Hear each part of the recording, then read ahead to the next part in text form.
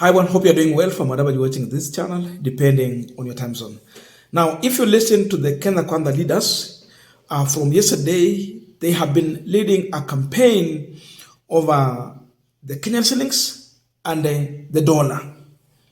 For them, they are celebrating, but you find it is a push or a move to convince Kenyans so that they can let the dollar out from their drawers, from their banks, from the hiding, because now we are seeing the move to sell the shilling, whereby the shilling is gaining value against the dollar. We had Njoroge talking about this. William Ruto himself and Gachagua is still warning people about holding to the dollar, that you need to sell your dollar now, because soon you are going to lose value for that dollar.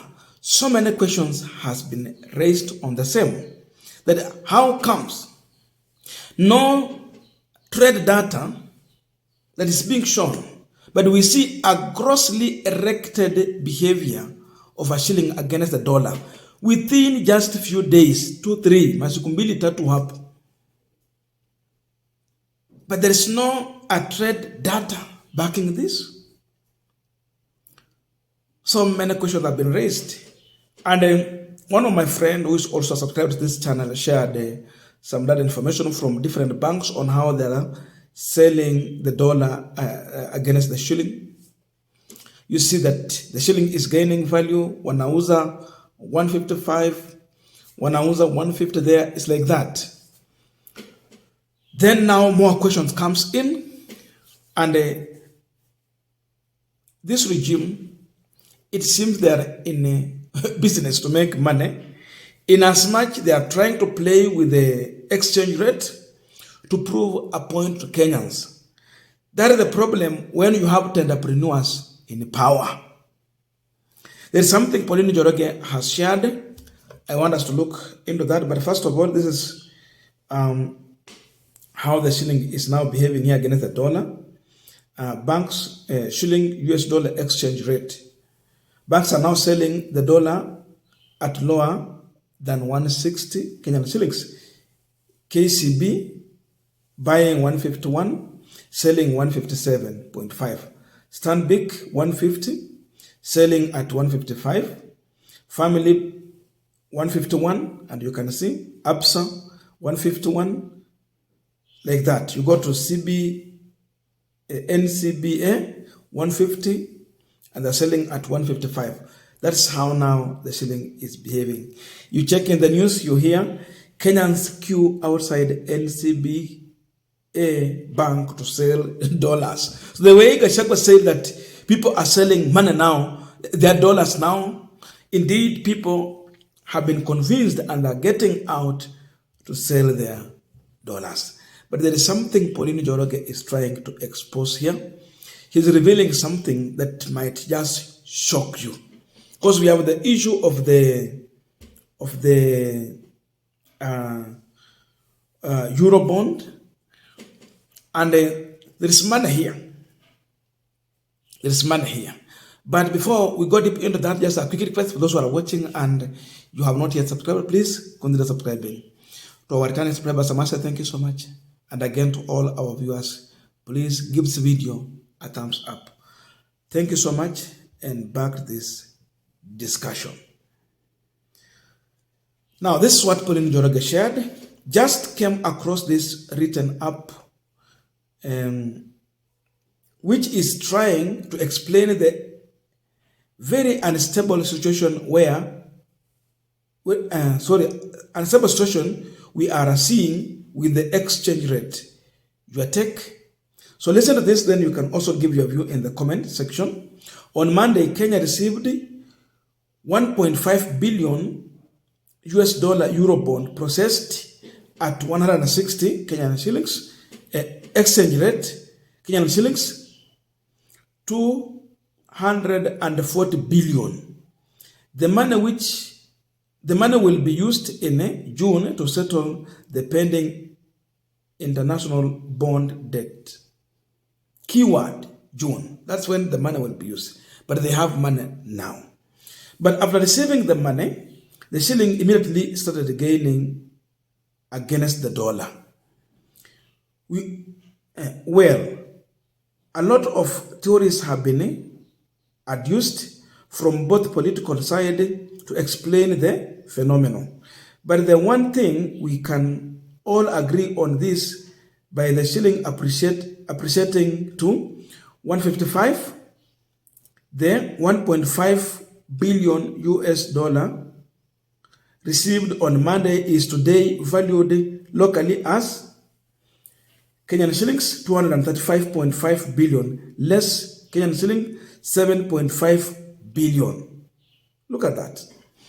And if the trend continues and the shilling fall to 150, the amount of 1.5 billion US dollar will be valued at Kenyan shillings 225 billion, and so on and so forth till June. We continue. The shilling was volatile yesterday because someone at CBK was selling the newly received Eurobond dollars at a higher exchange rate, then brought them back cheaper in the evening to restabilize the shilling. And they may keep doing this periodically, making billions till June. You hear that? NB? If yesterday that somebody at the CBK sold the dollar in the morning at 160 bob and brought them back in the evening at 155 bob, it even reached 150 bob at midnight. Then they made more than 7.5 billion Kenyan shillings profit in less than 12 hours. Look at that. The manipulation currently happening is unprecedented, and in a few days, weeks, we will have new billionaires. I am sure you can guess who they are. What's your guess? Tell us in the comment section. Hashtag system ya mikora tupu. Tell us who are these people. Of course, you can just guess. Now, there is one question that Kenyans have been asking themselves. Why the exchange rate was at 145 at one point in the day, then 150 few hours later? How do you explain that? Just in a few hours, 150, then inabadilika. Inarudi 145. How? 145, 150. If you can explain this, then you can understand. Then you can let us to understand better. Mimi sio mtu wa economics, but that's a question many people are asking. I also ask the same. Just in a few hours, then it tells you that we have people who are in business. They are here to make money using this Eurobond. And up to June, just imagine how much they can make. If they can make 7 point something billion in 12 hours, imagine they are doing it daily. Kabla hiyo wakati ifike, tutakuwa na how many new billionaires? Now, this explains why they are busy in a campaign talking about dollars. They are not in the interest of strengthening our Kenyan shillings, but they are in interest of doing business to build their empire.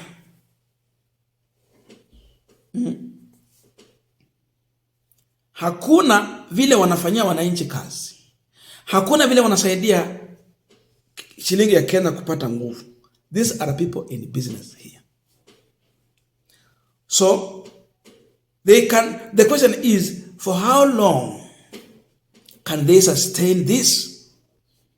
For how long can they sustain this? Because if you don't sustain it, then it will reach a time, you'll find that, kama hii exchange rate inaenda 145 inakuja, 150, what will stop it going even up to 200? utashtukia tu labda hata shilingi imefika 200 against the dollar, because you can't predict, it is unstable, and again it's just for some time, because we have the money that is meant to repay loan that has been diverted quickly to forex trading.